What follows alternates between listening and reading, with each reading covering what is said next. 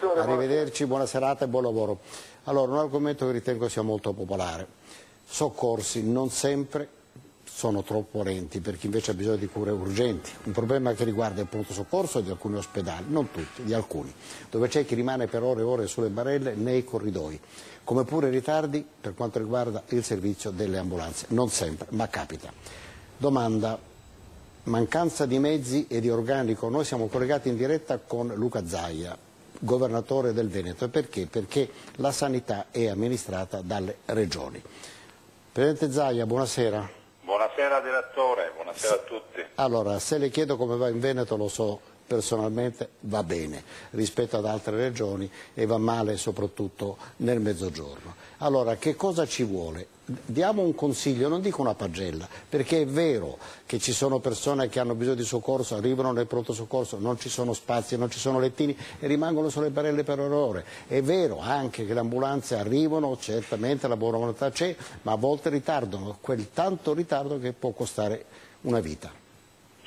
Beh, guardi, io le posso parlare dell'esperienza del Veneto. Noi abbiamo circa 5 milioni di abitanti e 59 pronto soccorso.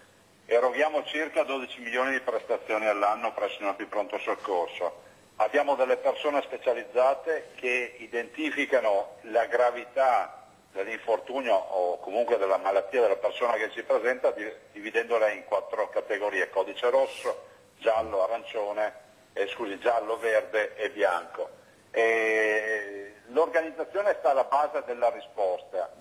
C'è anche da dire che anche nel nostro caso un quarto delle prestazioni, ovvero delle persone che si presentano al pronto soccorso in Veneto, potrebbero essere tranquillamente curate dai medici di base o dalla guardia medica. Certo, c'è questo problema, guardi, molto delicato, perché non so se, per carità, non diamo la pagella ai medici di famiglia, ma quando li trovi è già come una sorta di caccia al tesoro, è molto più facile dire rinviare all'ospedale, sì, però Presidente Zaia, è importante tentare, il governo fa quello che può, ma tentare di evitare la mortificazione alla quale io personalmente ho assistito, di persone sulle barelle, nei corridoi, non tanto perché non c'è il posto, ma anche perché c'è un personale che va, che viene, parlo di alcuni naturalmente ospedali, parlo di alcuni centri operativi delle ambulanze, riconoscendo al personale medico e paramedico certamente il merito di fare molto, però non quanto andrebbe fatto.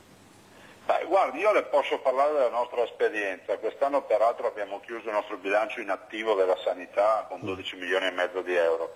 Le dico che dove ci sono pessime gestioni ospedaliere ci sono anche pessimi pronto soccorso. Allora noi dobbiamo puntare all'efficienza e all'eccellenza rispetto all'ospedalizzazione e pensare invece che il cittadino ha diritto non a un ospedale vicino a casa, ma a un grande pronto soccorso vicino a casa, che sia in grado di garantire le prime cure, che abbia una rianimazione.